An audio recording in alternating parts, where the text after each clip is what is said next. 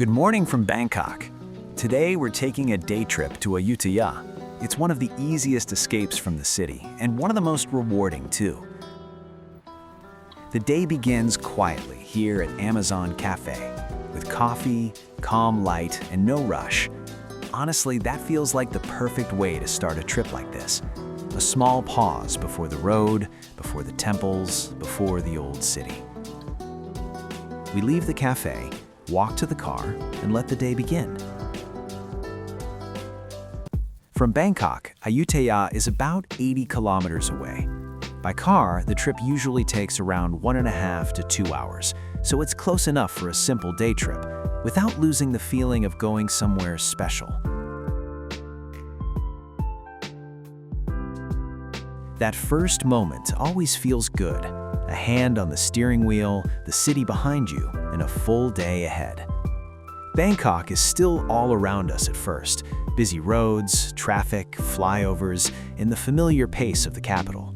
Then, little by little, the roads begin to open up. The city starts to loosen its grip, and the drive becomes calmer.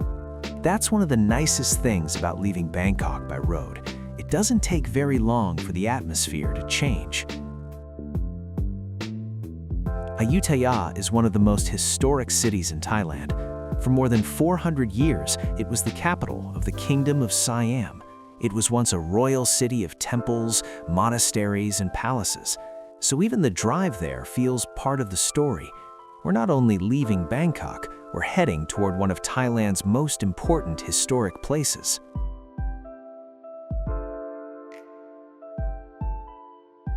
The road stays steady, and the mood stays easy.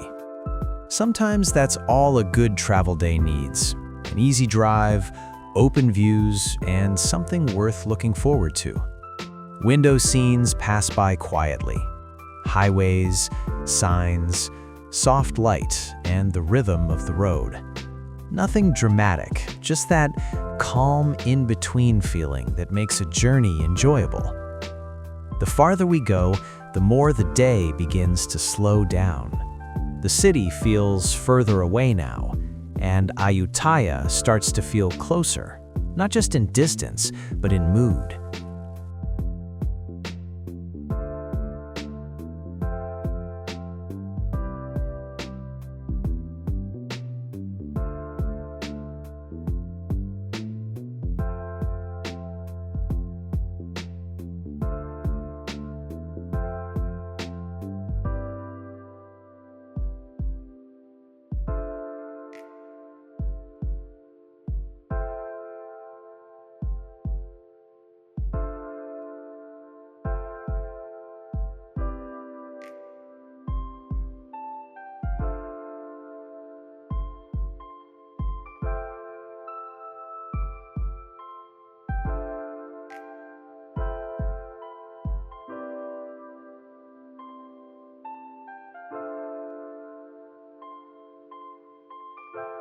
Along the way, something unexpected catches our eye.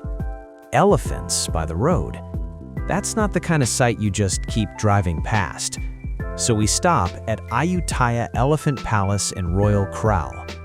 This is one of the places in Ayutthaya where visitors can see elephants up close. And straight away, the mood becomes more playful and lively.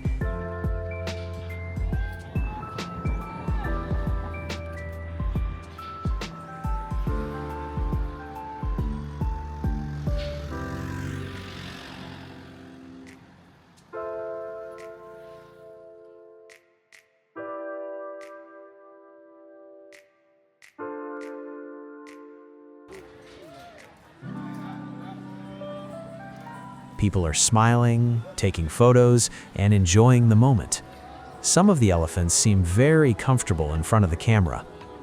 Thailand's connection with elephants runs deep through its history. They've long been associated with strength, endurance, and cultural identity.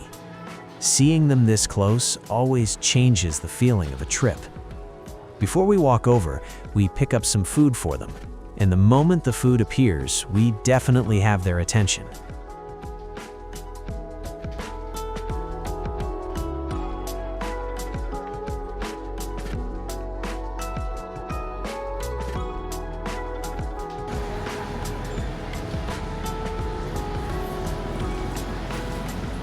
The trunks reach out gently, and the food disappears almost instantly. Big animals, but calm movements and surprisingly soft moments. We stay here for a while, watching them eat and move around.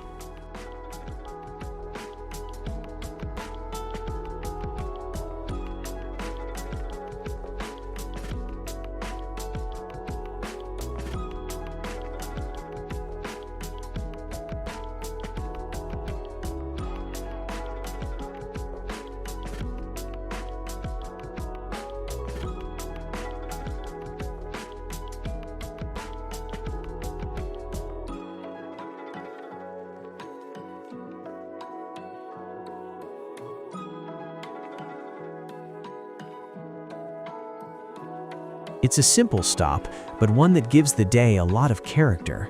A little fun, a little pause, and something memorable very early in the trip. Then it's time to continue, with one last look before getting back in the car.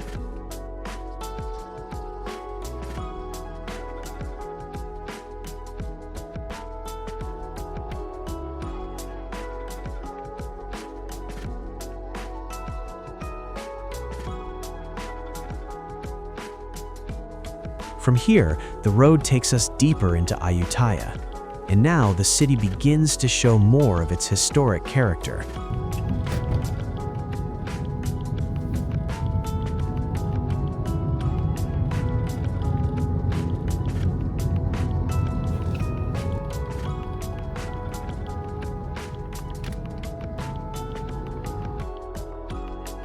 Temple outlines appear, brick structures rise in the distance, and the atmosphere feels older, quieter, more reflective. Ayutthaya doesn't feel like Bangkok at all. It feels slower, more spacious, and closer to another era.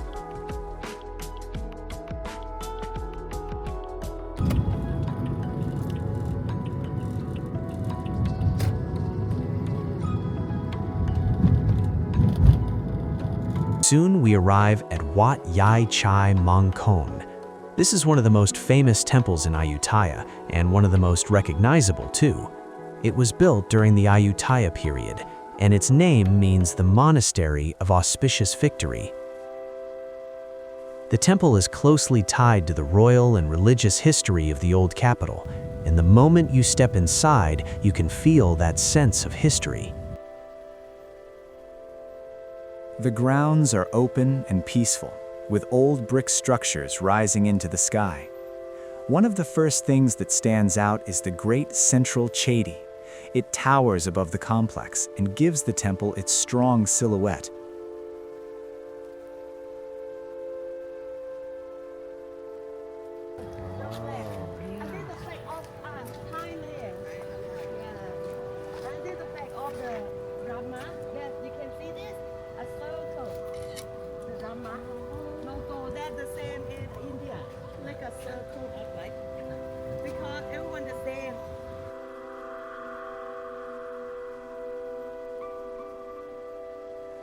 Wat Yai Chai Mong Kon feels grand, but never overwhelming.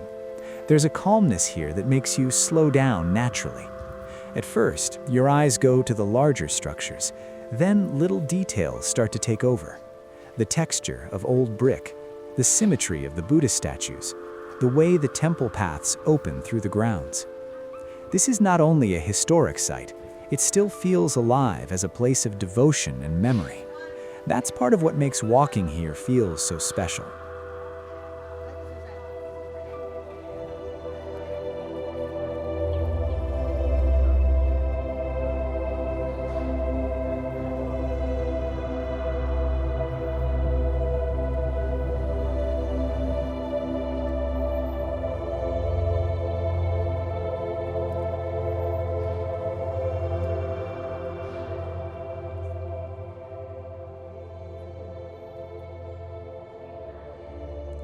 Ayutthaya was once one of the great cities of Asia.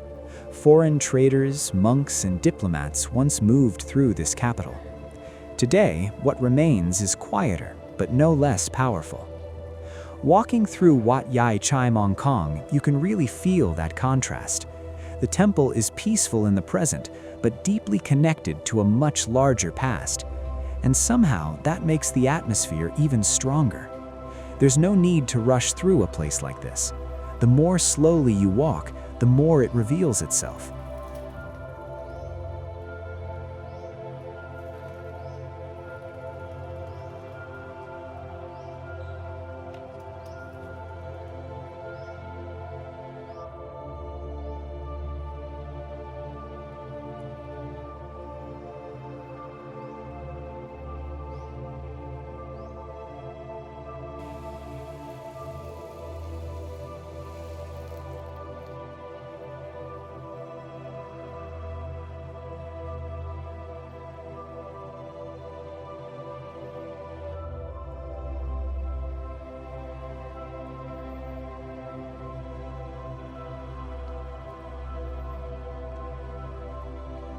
A line of Buddha images in warm light, a stairway leading up toward the Chedi, a quiet corner where old bricks carry the color of centuries.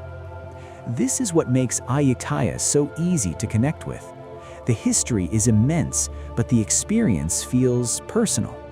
You don't need to know every detail to feel something here. The place itself does a lot of the talking. Wat Yai Chai Mong Kong is beautiful from a distance and just as interesting when you get closer and walk through it. Every angle offers something a little different. A stronger sense of scale, a quieter line of statues, a softer patch of light on old temple walls.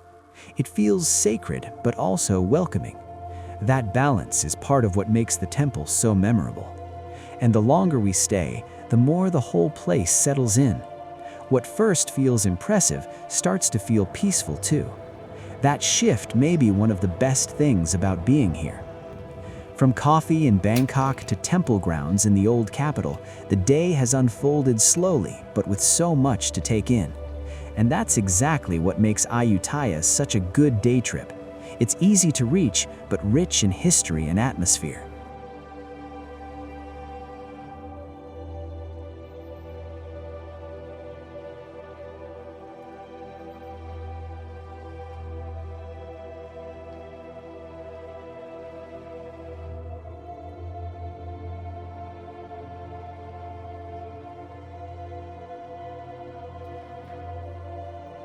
Rows of seated Buddha statues line the walkways. Wrapped in saffron cloth, they bring warmth and rhythm to the scene.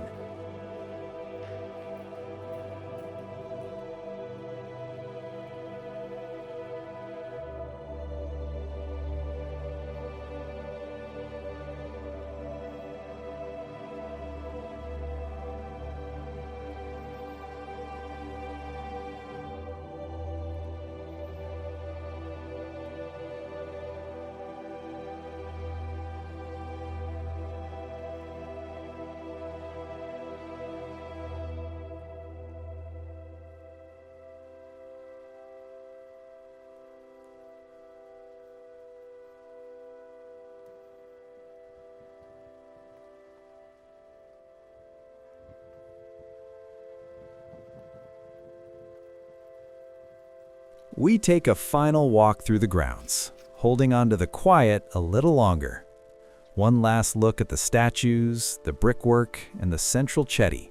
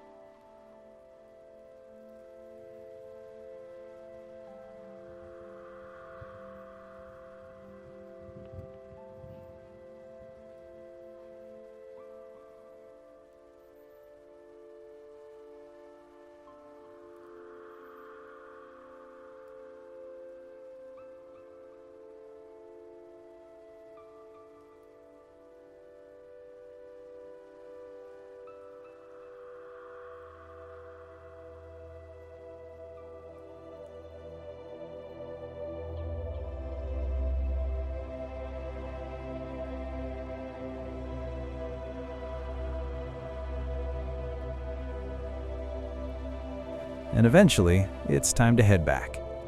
We return to the car, bringing a little of that calm with us. The roads out of Ayutthaya feel softer now. Maybe because the day has settled in. Maybe because good places have a way of staying with you. On the way back, we catch a brief glimpse of Wat Panancheng Warawihan. Just a few shots from the road, but enough to remind us how layered this city really is. Ayutthaya has so many temples and stories that one visit never feels like enough. Ayutthaya gives you history, but also room to breathe, and that balance is hard not to enjoy.